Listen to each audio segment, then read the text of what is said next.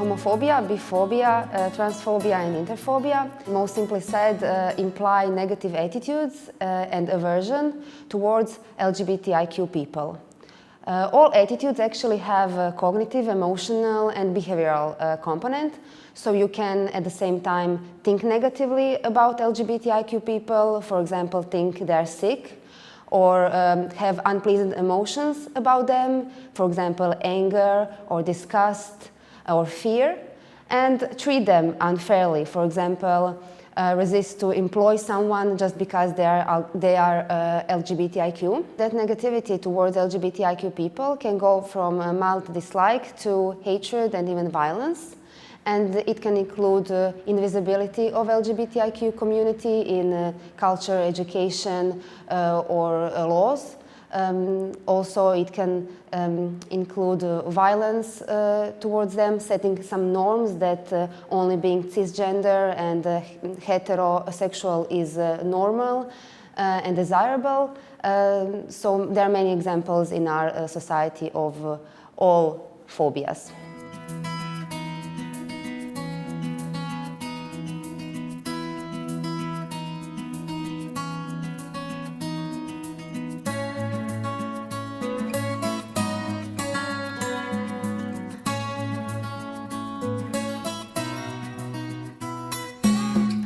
This is a general mindset because people are not familiar with the basics of human rights, what belongs to all of us, regardless of our individual differences.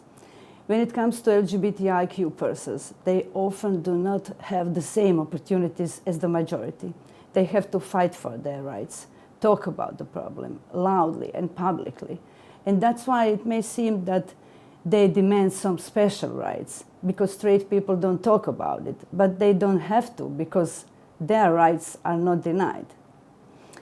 For example, if a black person is denied health care in a hospital due to a skin color, is that person asking for some special rights? Or if a woman applies for a job and gets rejected because she has children, is she asking for some special treatment? The same is with LGBTI human rights. We are talking about right to employment, right to have a family, right to health care. These are not special rights. We are all entitled to them. The role of a caretaker for children isn't inherently male or female. It depends on the person. There are good homosexual parents, there are good heterosexual parents, there are bad heterosexual parents, and there are bad homosexual parents. So one wish for parenthood isn't inherently tied to somebody's sexuality, and two men can take good care of children, as can two women, a man and a woman, a single man, a single woman, etc. It depends on the will of the person, if that person wants to take care of the child, not on their sexual orientation. There is no set of universal rules that defines us by gender. There are no real women or less real women. We only have social norms, but that are also changeable in terms of time we live in or in which part of the world we live. For instance, once women were not allowed to wear pants, and today we have men wearing dresses in some parts of the world. So if these terms are based on our tradition, is a man who cries less a man, or is a woman who undergoes a mastectomy due to a breast cancer less a woman? Of course not. Then we come to that point that this statement is just our declaration, offensive and humiliating. Also, term sex change is wrong, because we are not talking about changing, we are talking about transitioning or gender-affirming surgery, where there is a need to adjust sex assigned at birth with one's gender identity.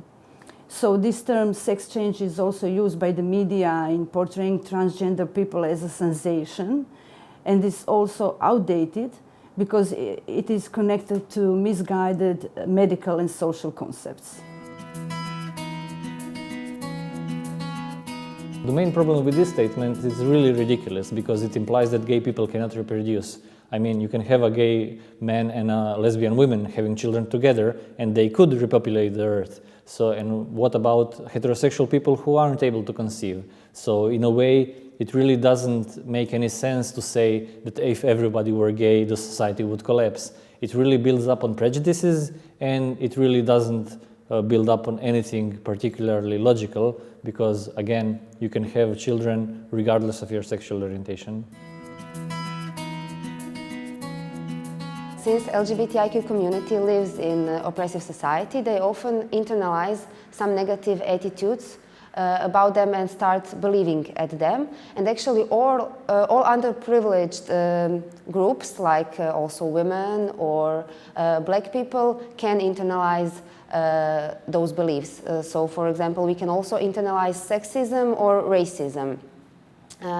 Actually, whenever someone talks for a long time about you negatively and treats you badly, you start often believing at that.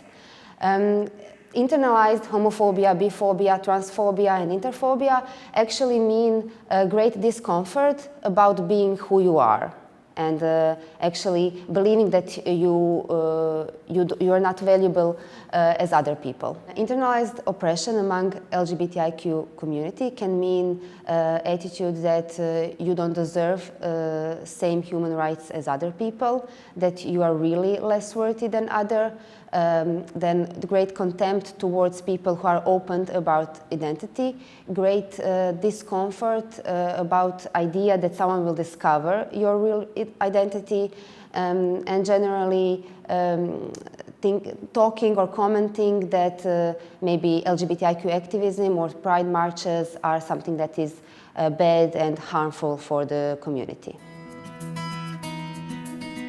All minority groups, including LGBTIQ people, experience something we call minority stress.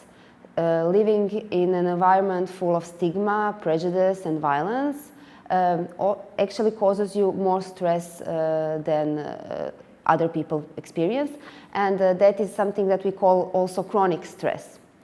It implies that LGBTIQ people often suffer from more mental health problems than other people, including anxiety, depression, suicidal thoughts or attempts, and other mental health problems. Additionally, mental health has some stigma behind it already. So if you are LGBTIQ person with mental health problems, actually it often means double stigma. When we talk about internalized oppression related to mental health, it actually means feeling less worthy and as a consequence having a lower self-esteem which is related to mental health problems. There are some things that can help in dealing with internalized homophobia, biphobia, transphobia and interphobia. Support is maybe the biggest factor, both support from family and friends, but also support from community. And actually very often the moment when LGBTIQ person relates with other people in community is a very big step and a very important moment in their life. What is also important is protection, legal protection of human LGBTIQ rights. But also making them safe in relation to, for example, violence and discrimination. Public perception of LGBTIQ community is very important and influences how much we experience negative attitudes or negative comments about LGBTIQ people.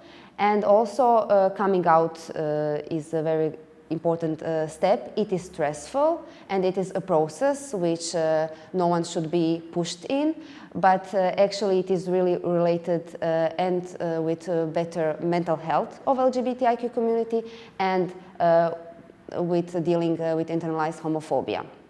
So it is a very important step to come out.